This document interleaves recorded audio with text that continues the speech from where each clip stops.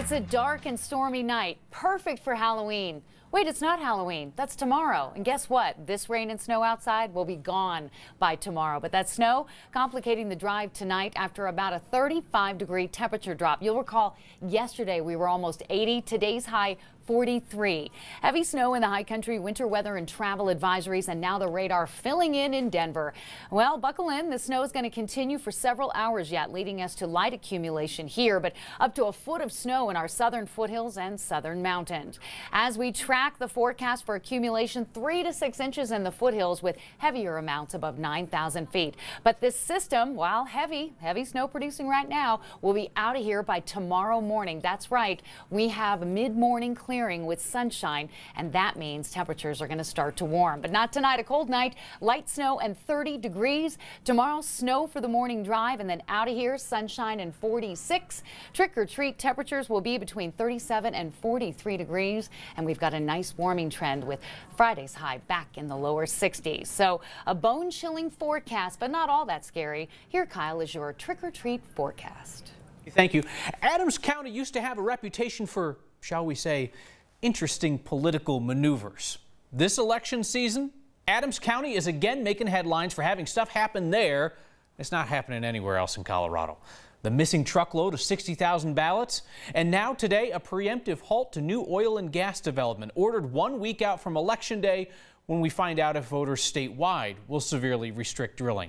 County commissioners gave the public a whopping 24 hours notice that they were going to turn away new development permits until we see what happens with Proposition 112 on the ballot.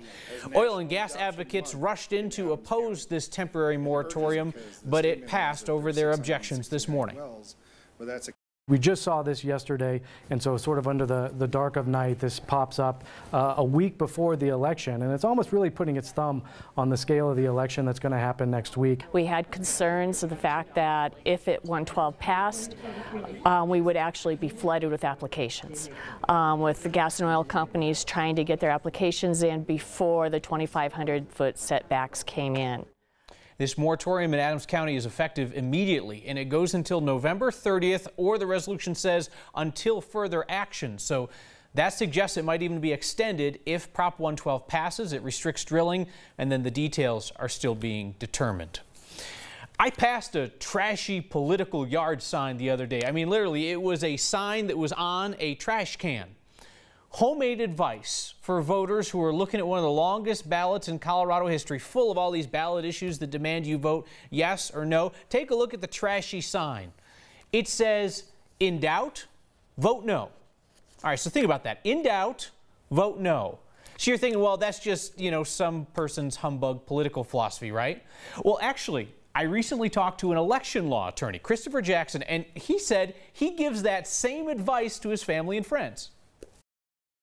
Why is that idea of when in doubt, vote no, not a partisan or an ideological statement, but what you're describing is kind of a common sense approach? Sure, and I will say I've actually already voted my ballot, and I should have checked, but I think that I voted for about half of the initiatives that were on my ballot. So I certainly don't mean don't vote for anything, just that there should be a presumption to vote no.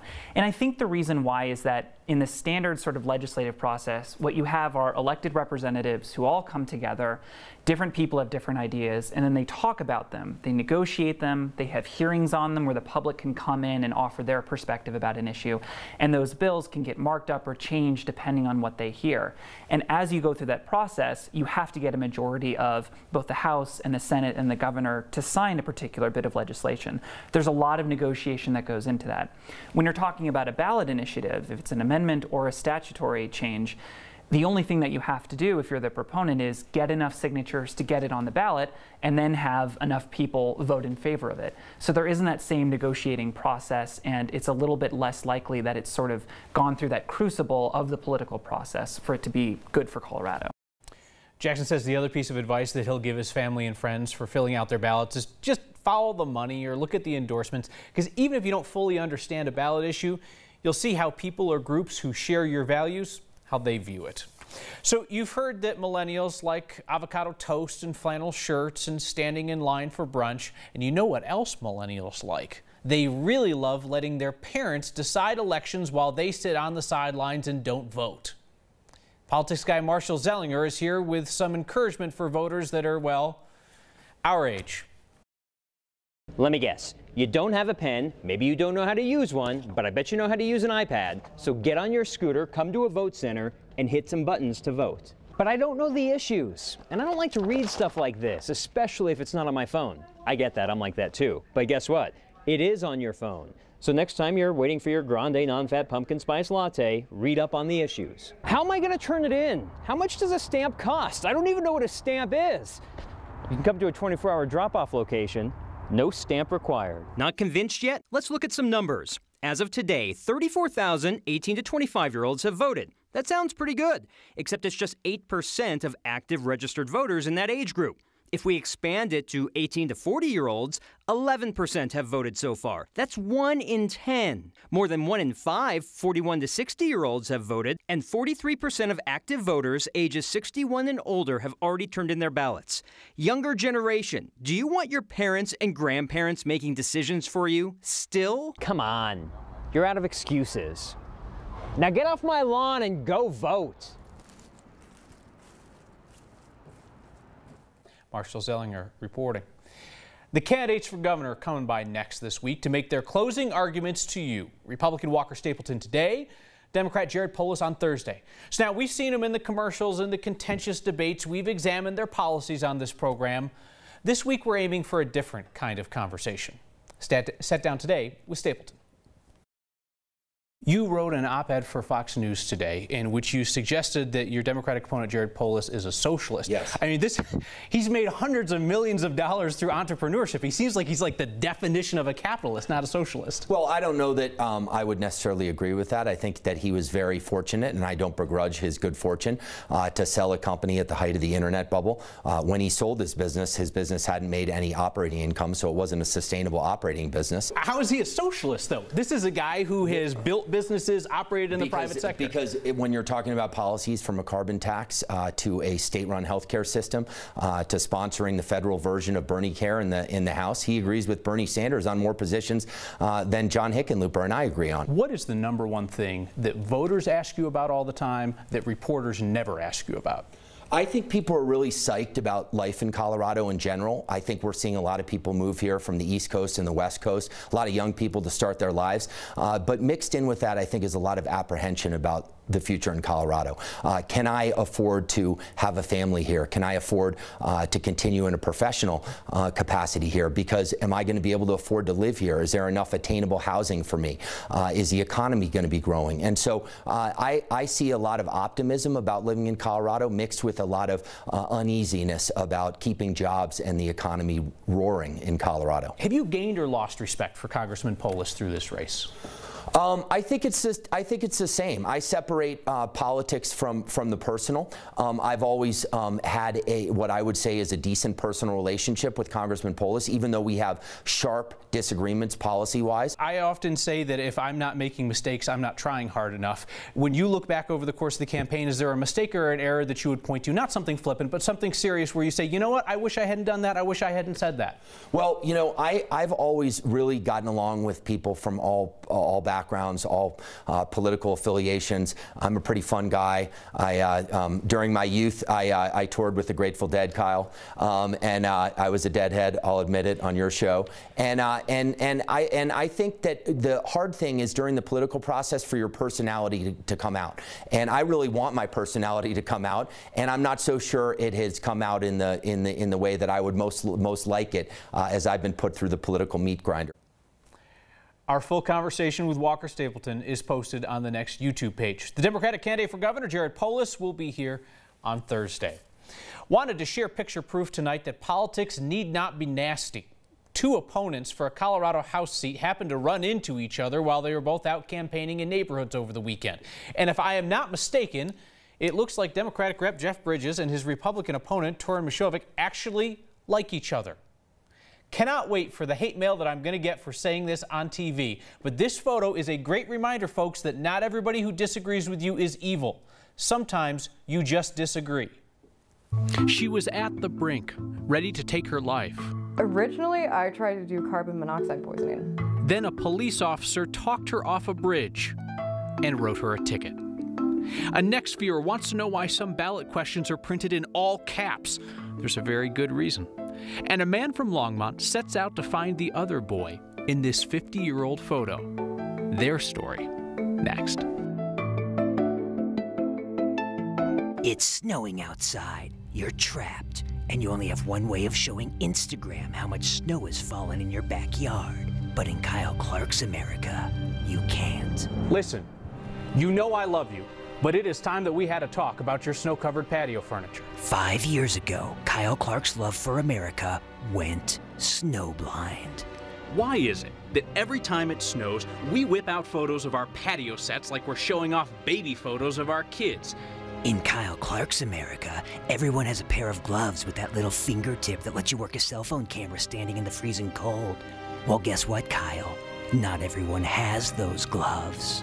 I know why we take photos of snow-covered patio sets. It's easy. Point your camera out the window and click. In Kyle Clark's America, we have to enjoy the snow. In the snow. Paid for by Coloradans who don't want to go outside to take a picture they can easily take inside.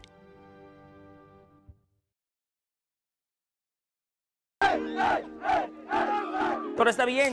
Did you have a good summer? I'm on track to do something good. Our school, come on. We love weird kids. This is me. Place was like wow. It's gonna be great today. I think that's amazing. I want to welcome everybody. That girl portrays determination. That was a tight squeeze. Oh, wow. Keeping my fingers crossed. I know people don't always believe this, but I'm allowed to speak my mind on this show, and I'm allowed to showcase your thoughtful perspectives, even if the bosses don't agree with them. That really does happen here. That's the strength of Next. It's important to hear things that we disagree with because, lo and behold, we might change our minds. We also want Next to be a reflection of you watching at home. You're smart, funny, and you're unapologetically honest, even when it gets you in trouble. And that's what we hope that the show is as well. Liftoff. We have a liftoff. Strap in and hold on tight. The all-new Quest Network is here. Enter the worlds of our compelling characters. Join in on amazing adventures. Witness man's most stunning conquests. And be prepared to be inspired and entertained.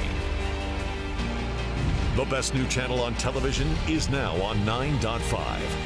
Quest, let's explore.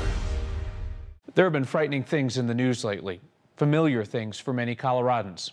Check in with your family and friends.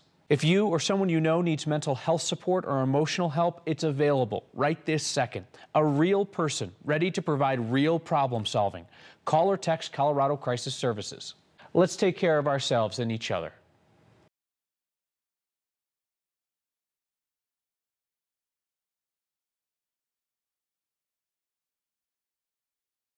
We are Broncos. I'm a Broncos fan because we got the best team in the NFL. My whole life I've been a Broncos fan. Denver till we die. We bring the thunder. Bronco fans are the best. It's probably the most exciting thing that you could ever feel. They're the best team in the league, obviously. We got the best fans. The whole stadium shakes and everybody's jumping around and rooting and hollering. There's nothing like this crowd. Broncos fans will always stay loyal. We're looking forward to another Super Bowl win. This is Bronco country. We bleed orange and blue. Coloradans love weather, they care about weather, and they're savvy about weather. And they're an important part of our entire process of getting great information. Our next question comes from a viewer named Bart Levy on Facebook. Why are some of the ballot questions in all uppercase letters? Because, Bart, shouting about politics convinces people to agree with you. Nah, it's not it. Alton Dillard from the Denver Elections Division explains why some of your ballot is really in all caps. The reason behind that is due to state law, any ballot question that affects debt or taxes under TABOR, the Taxpayers' Bill of Rights, has to be presented in all capital letters. Alton Dillard could host this show in that outfit. Are you kidding me? So there you go, Bart. If it is a Taxpayer Bill of Rights issue, involves debt or taxes, that is why it grabs your attention in all capital letters. And that's it, folks. Time to pull the curtain on today's election discussions. We are done with politics for the day on Next, and it doesn't apply to commercial breaks. It was Monday evening. A woman sat on the edge of an overpass overlooking I-25. And that Monday night, she thought about jumping to her death. Fort Collins police got there in time, and for that, she is thankful. But then police paid her a visit again. Here's our Anusha Roy with what happened next.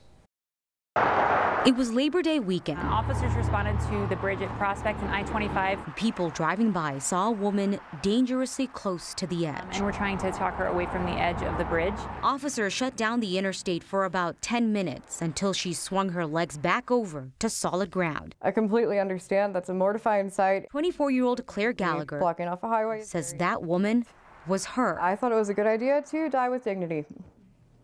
Was it a good idea? No. Life was particularly hard at that moment. I had just gotten out of an abusive relationship, and I was also worried about money.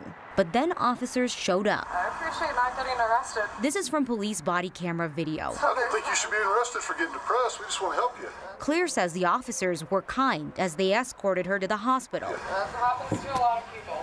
But then a few hours later, a Fort Collins police officer came back. He served me a summons for obstructing a highway. Claire was still in the hospital. It's not necessary to criminalize someone with depression. Our heart is with anybody who's dealing with a crisis in their life.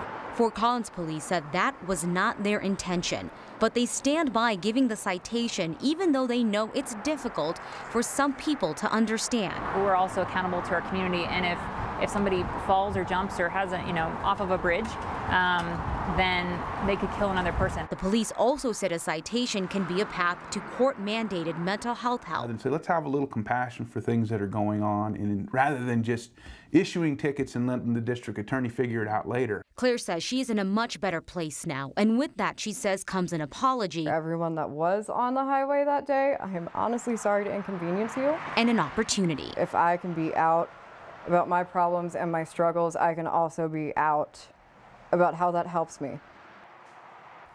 So Claire's lawyer says that they are working on a potential deal with the DA that includes mandatory mental health help over a 6-month period. And if she doesn't get in trouble for the next year, then all of this is taken off her record. But the DA said that they can't talk about this because it is an open case. They've got some court dates coming up. Do the officer have discretion? Could he have waited? Yeah, the Fort Collins police said, yeah, they can. But if they can't find that person later on, then they have to issue an arrest warrant, which they say they are truly trying to avoid, especially in a situation like this. Do we get the sense that this is normal, that other agencies do this? Fort Collins is not alone by any means. Denver and Aurora said if the situation warrants it, they can issue a citation, but for all of them, they said their #1 priority is getting that person help. And it looks like that's happening in this case. That's great. Anusha, thank you. 50 years ago, 2 boys posed for a photo, and they didn't see each other again until just now. Next viewer shares his lifelong mystery. For Thomas, also known as Detour in the art world, work continues night and day. He's moving on from his usual subjects. Painted Jay-Z, of course, right here. To paint people who aren't world famous, but fascinating. This is me. It's roses mixed with line work and my face. He's drawing attention to the lives of local women of color. A lot of times when a lot of people of color go to a museum, it's really hard to find individuals that kind of look like us in these masterpieces. So for me, it's really important to start putting people of color, especially females, in my life on these beautiful portraits. So that way, in 100 years, people will look back and say, okay, they were represented, they were here. And his muse, Tanya Saleh, is an artist in her own right.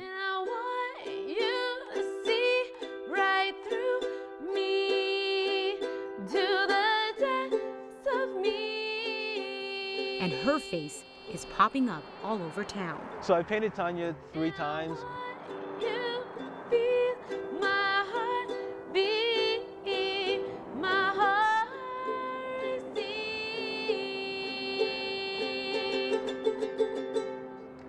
I think this one might be my favorite. You only see what's on the surface, but you have to dive deep into a person to see who they are. It makes me proud and it makes me grateful that I could be an inspiration to someone. The colors on these walls radiate confidence. That girl portrays determination. And it's reactions like that. Now they have something beautiful to stare at with a positive message. That keep Detour working day after day. To take people from these neighborhoods and to amplify us, it's kind of like we're still leaving our mark. I want them to feel proud about themselves and how they look and who they are. I identify as Panamanian and African American, but at the end of the day, I'm just human. I identify as the Latina Asian. I identify as Puerto Rican and Mexican. I identify as a Chicana. I identify as Mexican American. I identify as Colombian American. I identify myself as Honduran. I identify as Mexican American. And I identify as Salvadorian. I identify as Colombian Palestinian. I identify as Chicana. At the end of the day. But at the end of the day. I am just human. I think it's important that every night we get together and we talk about what could be improved in our community and what's going well in our community and what is just absurd and funny and we should laugh about it. That's a reflection of your day. That's a reflection of my day. A man in Longmont has held on to a faded 50-year-old photo. It's him in that picture as a 4-year-old visiting the Grand Canyon with family, posing next to a Navajo boy about the same age. That chance meeting turned into a search and a reunion. I've looked at it so many times that it takes me back to that vacation. I'm John Wargo. Recently, last Friday, I got to meet a guy that I met 50 years ago as young boys at the Grand Canyon. In 1968, my parents took me to the Grand Canyon for vacation. And while we were there, at the south rim was a Navajo family seated close to the canyon. And it was very, I guess, common at that time to dress the children up in their native garb. And by doing so, they would earn a couple dollars for each picture that they took with a tourist. My mom took the picture, and my mom put the picture in an album. I always knew his name. I always knew that it was Bennett Big Horse. It had always been on my mind where he was, how he was, what did he grow up to be. Was he still alive? When I did find him, I messaged him. He got a Facebook message from me out of the blue. This is his brother, Delbert. This is Bennett Big Horse. We met on October 26, 2018. I didn't know if he would even be into meeting with me. I didn't know if he was doing it as kind of a, oh, well, this guy wants to meet, so I guess I should, or if he was genuinely interested in doing that. And again, after we met, all the walls came down, and he said, you know, I have always wondered if anybody I took a picture with ever thought of me and wondered, you know, where I was. And I think that was the amazing part to me, was I got to meet the person that I thought about for 50 years. The story of Longmont's John Wargo and Bennett Big Horse, as told to our photojournalist Corky Scholl. All right, so if you want to get in on our friendly parking shaming segment, you've crossed the line. You better bring something good, and this is great. The Oscar Mayer Wienermobile taking up a slew of spaces at Rocky Mountain National Park, of all places, yesterday. This is up at the park at the Bear Lake parking lot. Peter Burrows took this photo, and he's thinking, I don't know, maybe you should put this in the shuttle lot and take the bus up. No, honey, we're gonna drive the big Wienermobile just straight up to Bear Lake. This is fantastic. This is what we want to see, people. Keep the pictures coming. next@9news.com is the email, or use the hashtag #HeyNext.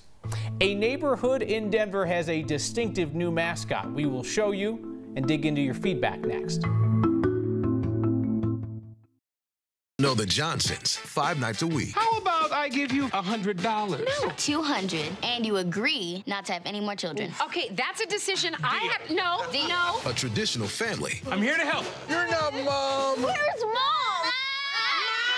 And an unconventional comedy. I think you look good for your age, Dad. 40's not bad, right? You're only 40?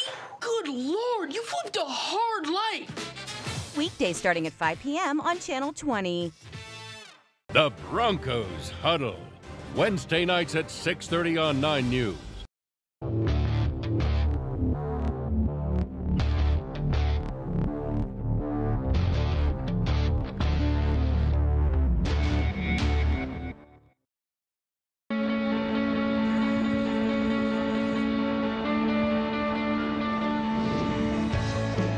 From Maine to Maui, thousands of high school students across the country are getting in on the action by volunteering in their communities. It's great helping others, and it feels good too. Are you in? Whoa! Anyone can do it. All it takes is a little time. Are you in? Action teams of high school students are joining Volunteers of America and Major League Baseball players to help train and inspire the next generation of volunteers. It's easy to start an action team at your school, so you too can get in on the action.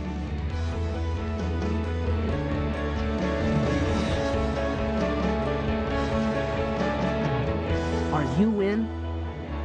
Get in on the action at actionteam.org. I really didn't feel safe anymore at home. Sometimes I wouldn't eat. It was like this hunger pain in your stomach. It was just so lonely. I just felt like I was not important to anyone. I never thought homelessness could happen to someone like me. I remember coming here and I felt comfort, I felt safe.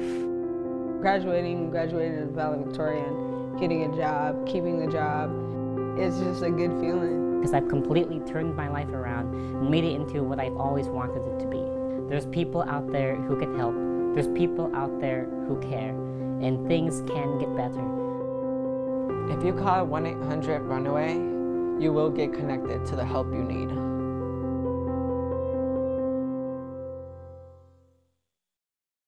The most Colorado thing we saw today is somebody's attempt to make a mascot for Denver's Rhino neighborhood. Rhino being River North being the name they slapped on a neighborhood to jack up the price of condos and bottomless mimosas.